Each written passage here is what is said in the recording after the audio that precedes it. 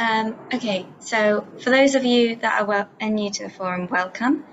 This is the 7th event organised by the Avazad Fusion Duo, a contemporary fusion ensemble led by Atife Enali and myself. Our ensemble specialises in the combination of Persian and Western musical practices, taking inspiration from folk traditions from around the world and making them relevant in our current times. This Composers Forum is a scheme we run to build a community around our work as a duo, to immerse ourselves in the music scene of our contemporaries and invite people to engage with us on a more collaborative level. This event is open to all and is scheduled to continue at this time on the first Sunday of every month. We'll be keeping you up to date with future events and opportunities to get involved with our monthly newsletter. If you'd like to unsubscribe from this, do let us know. As last time, we're recording this session and we'll be posting it on Facebook, and you've already agreed that that's okay, that's perfect. Okay, so the programme this evening, we're going to be hearing from Adnan Marafi and Roni Glazer. After they've presented their work and have introduced themselves, we'll open up for questions, and we encourage you to make use of the chat function or raise the hand button at the bottom toolbar. Make this experience as interactive as possible. When the pieces are being played or streamed or whatever you call it, please ensure that your microphone is turned off because that can interfere with the sound quality. So, who's going first?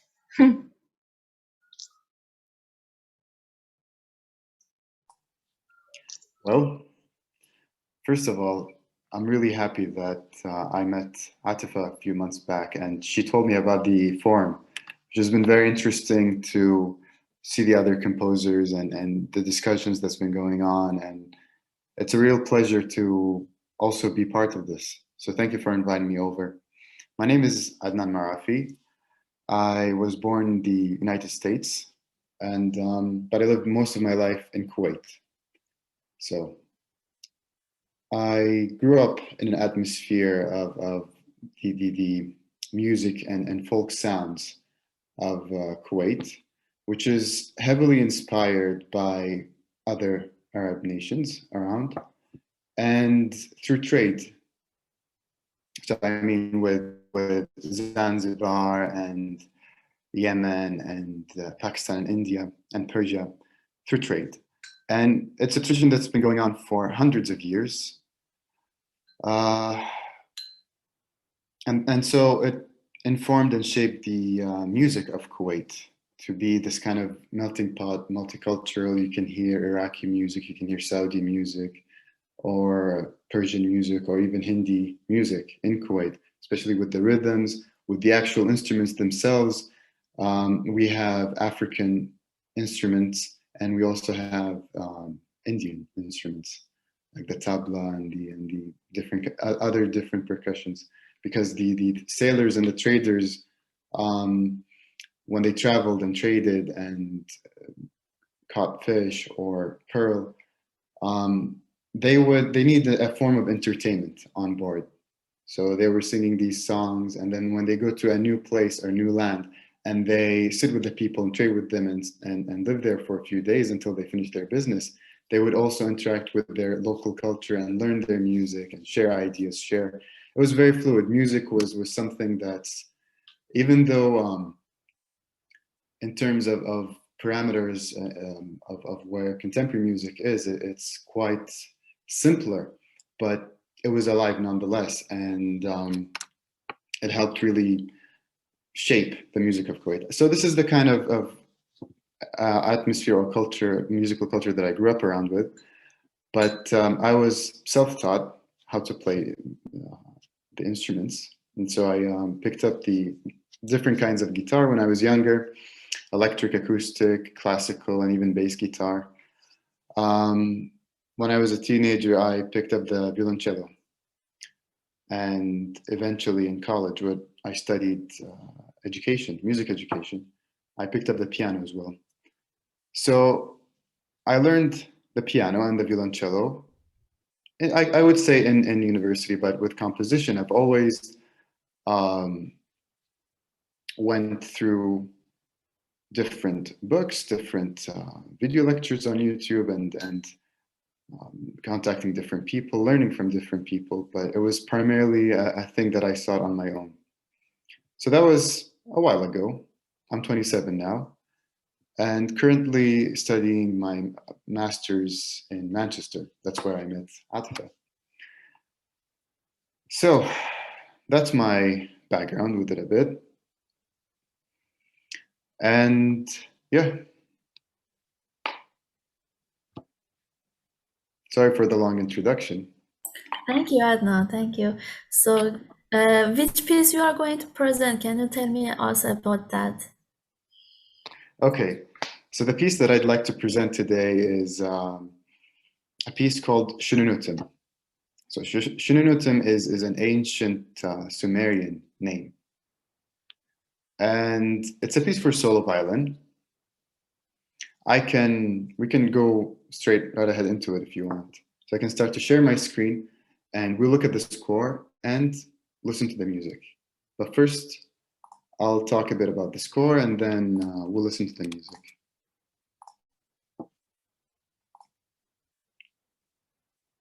Where is it? Okay. Can you see the screen? The title? So, a bit about the title a bit. We talked a bit about the title. So I called it, the subtitle for it is a bird song for violin. We'll get into that later. It has to do something with the name. I'm dedicating this work to my dear friend Turkar. He at the time he's a composer. He's a brilliant composer that I admire very much. And during this time, we were going back and forth, and he was helping me out with pieces and just to let me think about music in terms of parameters, in terms of sound itself. And when I took his ideas after a few months, just thinking about them and writing out ideas and trying to find my own sound, that's why I was dedicating to him. It was earlier this year. So this is the program note for the piece. I was reading an article by, one second, let me just move this.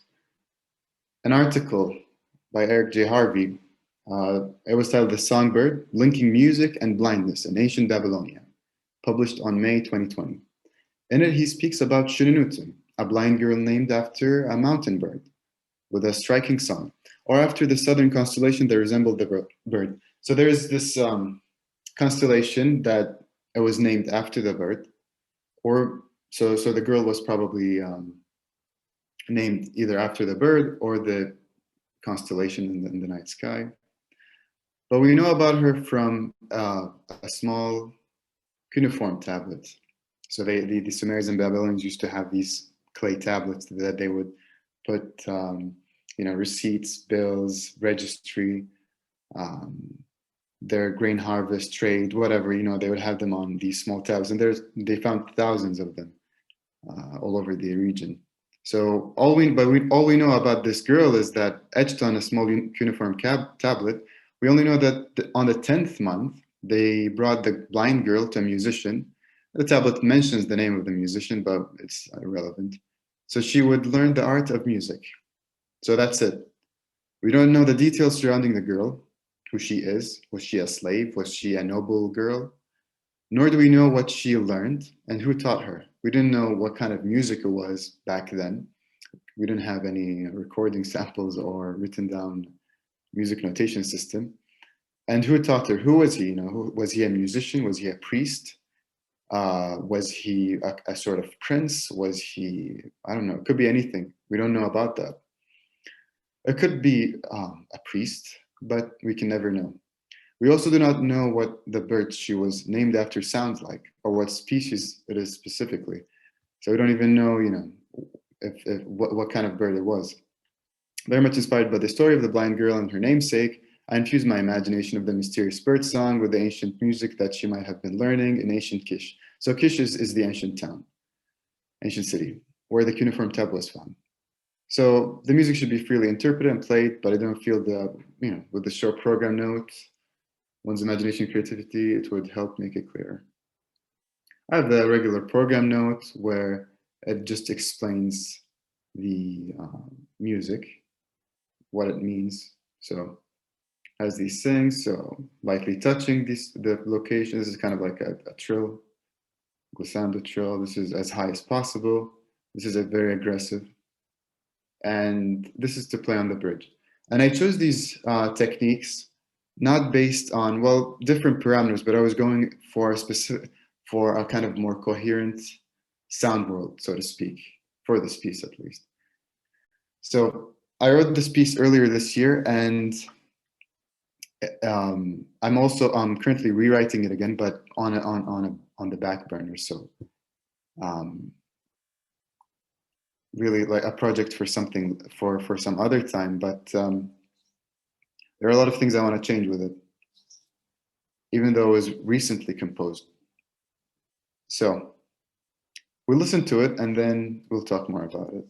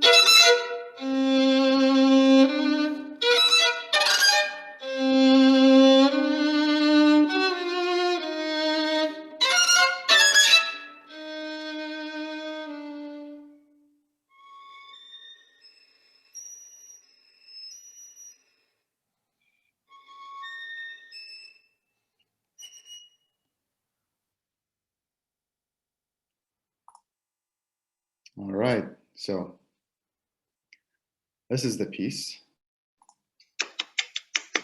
It's lovely. Thank you so much.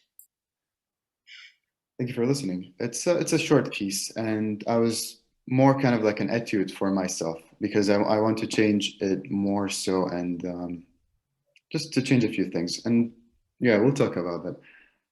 Sometimes when I speak, I'm not used to a lot of the Zoom kind of talks. So please, you can speak anytime, and don't worry about interrupting me if you have any questions or just because I tend to speak quick and then ramble on and just it's different than face-to-face conversation. I have a question about Sure, yeah. The program notes, actually. I mean, how the program notes fit in with the piece. Okay. It's like because you mentioned like two sources of inspiration. There's like the tale with the woman who's like sort of associated with some kind of bird or something, and then so I mean, and then there's there's your imaginings, like what you imagine is behind all the mystery that we don't know about. And then there's also the bird song itself, which sounds actually really realistic. So I'm just wondering, like, how much of it is actually taken from, like, how much of it is inspired by actual birds, and how much of it is like your like imagination of it. How do they kind of come together? Well, thank you for that. Yeah, I mean, it's a lot of mystery around it too, around the whole thing, right? It's just the I mean, everything about that period is shrouded in mystery, so to speak. So I guess it's fertile ground for the imagination. Mm. And yeah, you're right. We only know that she's a blind girl and they brought her. We don't know who she is. And she's named after a bird. So the bird songs that we hear, I mean, I wouldn't call myself an ornithologist, but I do sometimes like to listen to birds and either watch them outside or on the rare occasions when I go hiking. Once every other year or so, I would go look out for birds and their songs. I think when I was writing this, I was inspired by a type of American warbler, I think, at the time. I'm not sure. But some of it, I've listened to a lot of bird songs, and I wasn't thinking of a particular bird. That's kind of the point of it. And if it did sound like one, I hope that I kind of meshed it in with different things that kind of make it not like a bird that's living.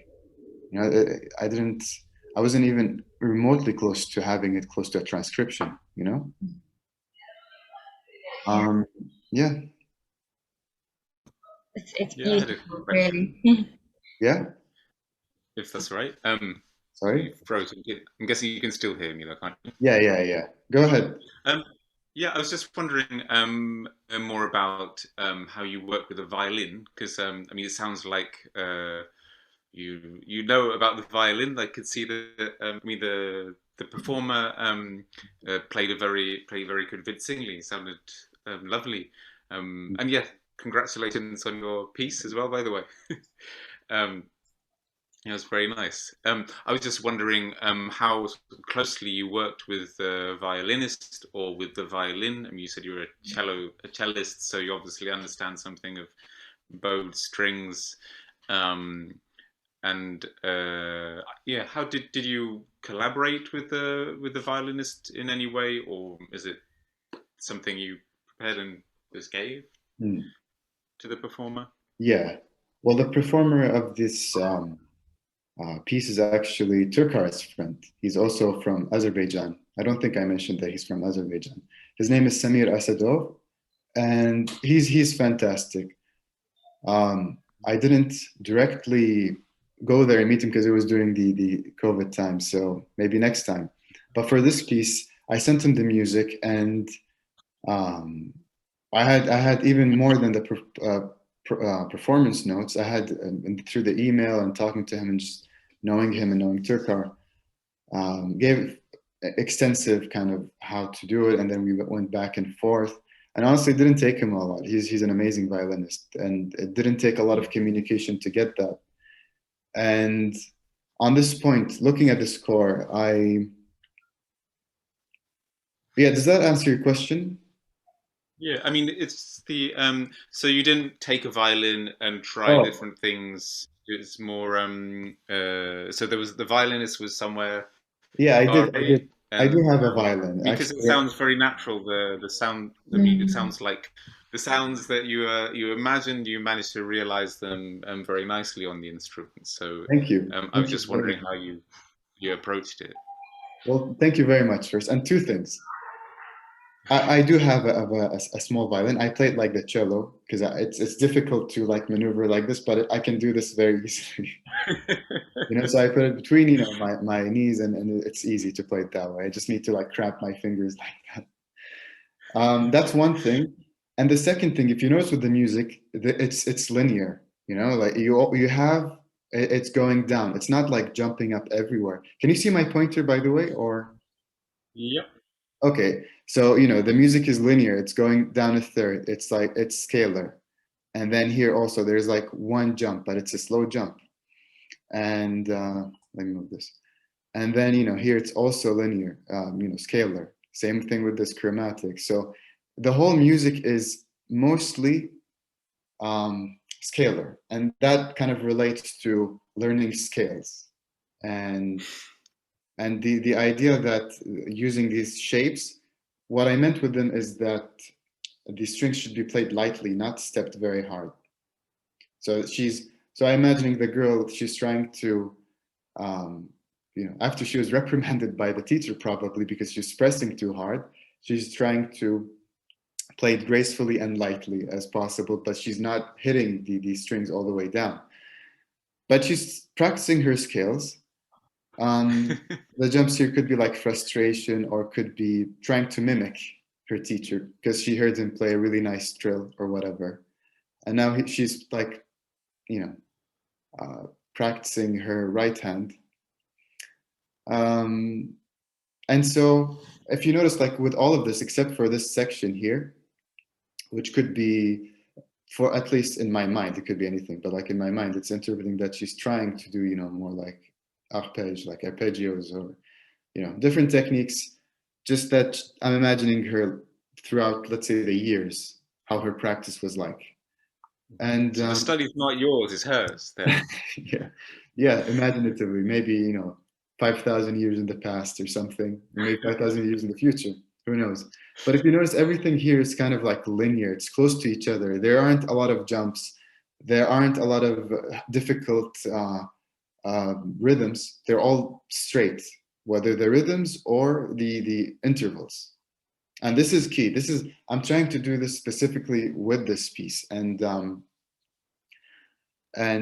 variation, it's kind of like a tug of war between bird song, I mean, you know, aesthetically speaking, besides the point that I just mentioned.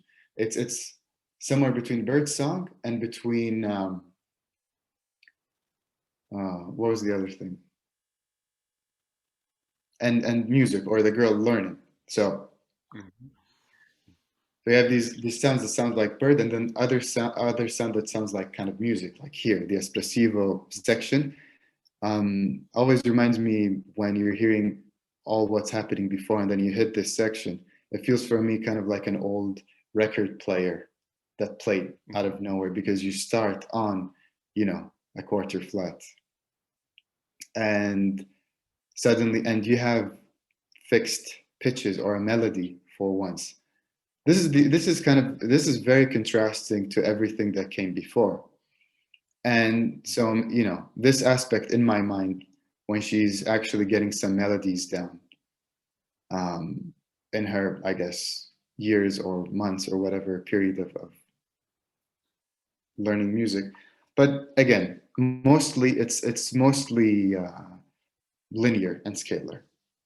So it's very simple to imagine and to. You seem like you've got several elements that you kind of alternate and develop some, and then so rather than so you have, seems like you have a few elements that you kind of put in, and then I mean that you have this light pressure, I guess, sort of harmonic light pressure, and then alternate it with other elements. Is that sort of how you're working, or is it more the conversation between?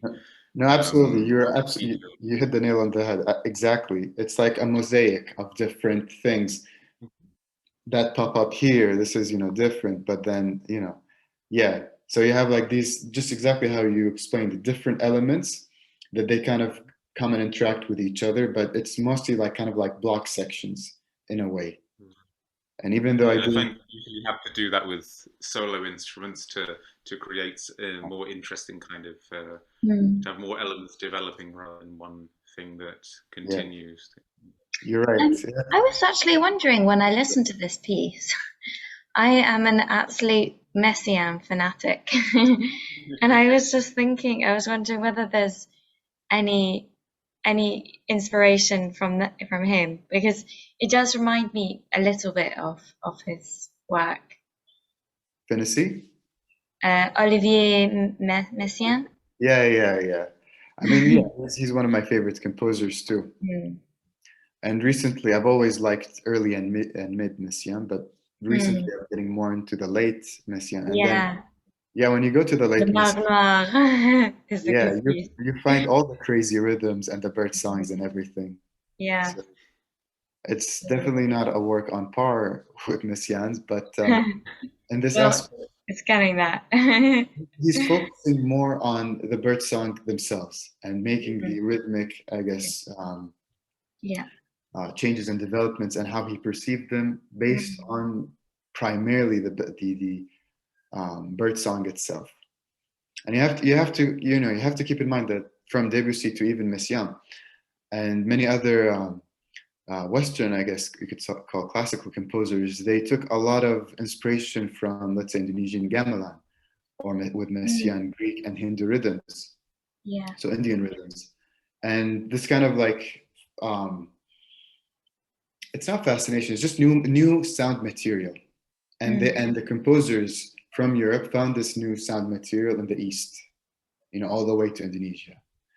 And through cultural exchange and interaction and experimenting and importing even their instruments, composers had new kind of colors that they added to their palette.